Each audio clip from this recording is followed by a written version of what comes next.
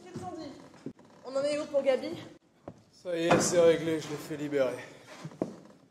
Mais ça m'a coûté 50 $. Trouble à l'ordre public. Le juge prévoit une audience dans 3 semaines. Il faut qu'on arrive à prouver qu'il n'y a pas besoin de le faire enfermer. Qu'est-ce qu'il a fait pour se faire arrêter? Les gamins l'embêtaient, il leur a fait peur. Apparemment, il hurlait comme un fou en leur courant après. Du coup, des passants l'ont vu, ils ont appelé la police. Et toi? T'as dit quoi au juge? J'ai dit que je veillerais sur lui, qu'il n'y avait pas besoin de le faire enfermer. Alors, le juge m'a tendu sa grosse patte graisseuse. J'ai mis 50 $ dedans et puis j'ai ramené Gabi chez lui. Et il est où maintenant? Qu'est-ce qu'il fait? Il fait ce qu'il a à faire, il n'a pas besoin qu'on le tienne par la main. J'en sais rien. Je pense que le mieux, ce serait quand même qu'il aille dans un hôpital. Je sais ce que tu vas dire. C'est ce que je pense être le mieux. Gabi a eu sa vie de gâchée à se battre, pourquoi? Maintenant, ils veulent le faire enfermer. Foutez-lui la paix, il fait de mal à personne. Ouais, je suppose que chacun a sa façon de voir les choses, d'accord? Allez, viens manger. Il y a du pain de maïs dans le four et j'ai fait un bol de haricots de Lima. Allez, il faut que tu manges. Ça sert à rien de se faire de la vie pour Gabi. Rose, j'ai quelque chose à te dire. Ça peut attendre que je te serve. Rose,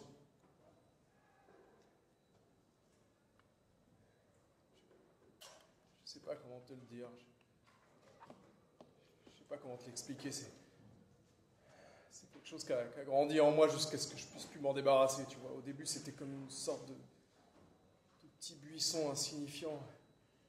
Et c'est vite devenu une forêt immense. Troy, de quoi tu Je parles? parle, Rose, laisse-moi parler. J'essaie de te dire.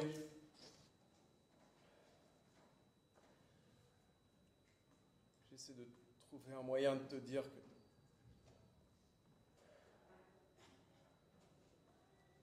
je vais être papa. Voilà. Je vais être le papa de quelqu'un.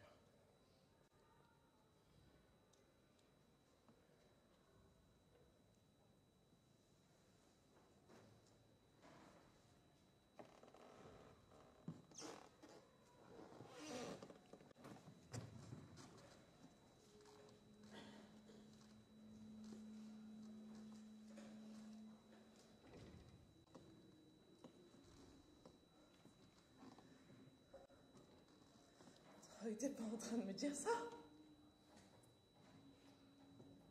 Tu vas être quoi? Tu vas être père, c'est ça que t'es en train de dire à ta femme? Hé, Troy! Il a fallu que j'attende 18 ans pour entendre un truc pareil! Hé, Rose, j'ai une fleur pour toi. Tiens, mais c'est une rose comme toi. Tiens, c'est pour toi. Hé, Troy, t'es pas fâché contre moi? Les méchants, ils sont venus, ils m'ont mis en prison. T'es pas fâché contre moi, hein? 18 ans, et tu viens me dire ça? Hé, regardez, j'ai une pièce toute neuve. Y a rien à dire pour ta défense, Troy, rien du tout! Hé, le monsieur qui me l'a donnée, il en a tout un paquet. Et je vais la garder jusqu'à ce qu'elle brille plus. Gabi, va dans l'autre pièce, j'ai de la pastèque dans le frigidaire et je te donnerai un morceau, d'accord? Hé, Rose, j'étais en train de chasser les chiens de l'enfer quand les méchants monsieur ils sont venus et m'ont mis en prison. Et Troy, il est allé à la police. Il leur a dit de me laisser partir, sinon il les tapait. Voilà, il a dit ça. D'accord, Gabi, va dans l'autre pièce. Les méchants sont partis maintenant. Hé, Rose, elle va me donner de la pastèque avec les rayures dessus.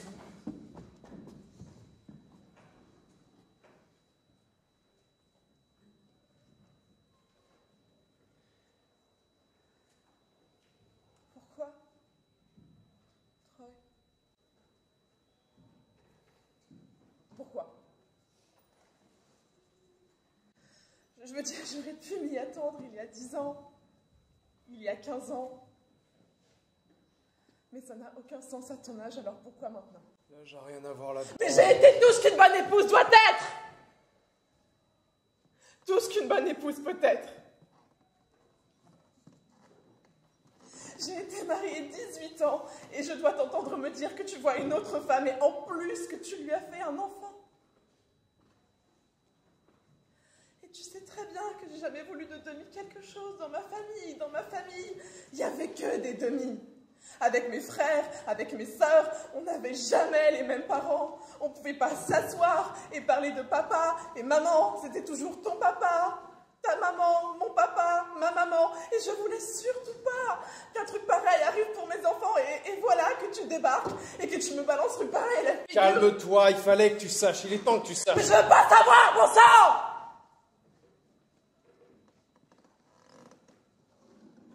Écoute, c'est fait maintenant, je peux plus revenir en arrière. Et je peux pas non plus souhaiter que ça soit pareil. Et t'en as surtout pas envie. T'aimerais peut-être que mon fils et moi en disparaissent. C'est ça que tu veux. Mais ça n'arrivera pas. J'ai investi 18 ans de ma vie en toi. T'aurais dû rester là-haut dans mon lit, c'est là qu'est ta place. Écoute, nous deux, on doit pouvoir trouver un arrangement. Nous deux, on en discute, on trouve une solution. Parce qu'il y a un nous, maintenant. Mais t'en faisais quoi de ce nous lorsque t'allais traîner avec cette maudite femme? Nous aurions dû trouver un arrangement avant que t'ailles faire n'importe quoi. Sauf que t'as toujours un train de retard lorsqu'il faut trouver un arrangement avec moi, Troy.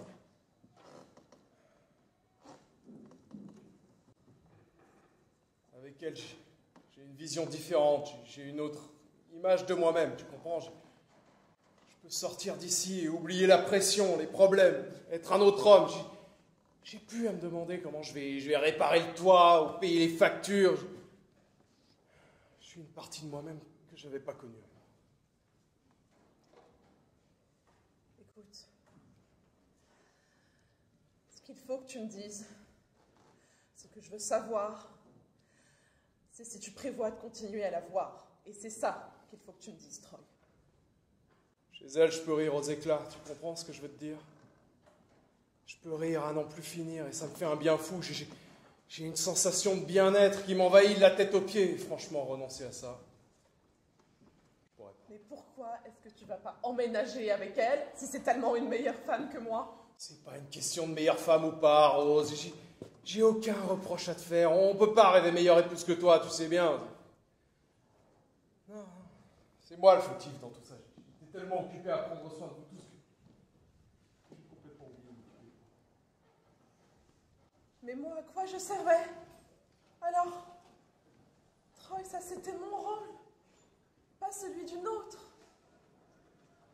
Rose, écoute-moi, j'ai toujours essayé de mener une vie décente. Une vie digne, honnête, utile. J'ai essayé de devenir un bon mari. Vraiment, j'ai fait tout ce que je pouvais, je t'assure. Alors, peut-être que je suis venu au monde un peu trop tôt, comme vous dites, j'en sais rien. Mais ce que je sais, c'est que quand tu nais avec 2 strikes contre toi, avant même d'avoir pris la batte, tu dois rester sur tes gardes et pas laisser passer une balle courbe à l'endroit le plus vicieux, tu comprends? T'as pas le droit à un autre strike, alors tu dois rien laisser passer. Même un genou à terre, tu dois te battre. Et t'es tout seul. Ils sont tous liés contre toi partout. Alors tu fais quoi, hein? Tu fais quoi? Je les ai eus, Rose. Je les ai eus. J'ai fait un amorti. Quand je t'ai rencontré, toi, il y a eu Cory, et ce boulot acceptable. J'étais sauvé, j'avais plus de soucis à me faire. Je savais que j'allais plus être éliminé, que j'allais plus retourner en tôle, que j'allais plus me retrouver à traîner dans les rues avec une bouteille de vin à la main. J'étais sauvé. J'avais ma famille à moi. Et un boulot. Je risquais plus de 3e strike. J'étais sur la première base, à attendre que mes équipiers frappent et me permettent d'avancer. Mais tu es resté dans mon lit, Troy. Et puis j'ai rencontré cette fille. Elle m'a regonflé à bloc et là, j'ai commencé à me dire que je pouvais tenter la 2e base. Tu comprends ce que je veux te dire? Mais tu es resté dans mon lit et t'accrocher à moi. Je voulais tenter la 2e base. Je suis resté coincé sur la première pendant 18 ans. Alors je me suis dit, tant pis, vas-y, fonce. Mais pourquoi est-ce qu'on parle de baseball? On n'était pas en train de parler de baseball, Troy. On parlait de débaucherie avec une autre femme. Alors pourquoi? Mais pourquoi est-ce que tu me parles de baseball? Pas quand je te parle. Je fais du mieux que je peux. J'essaie de t'expliquer à ma façon, à moi. C'est vraiment dur à avaler pour moi de ne pas avoir bougé pendant 18 ans. 18 ans!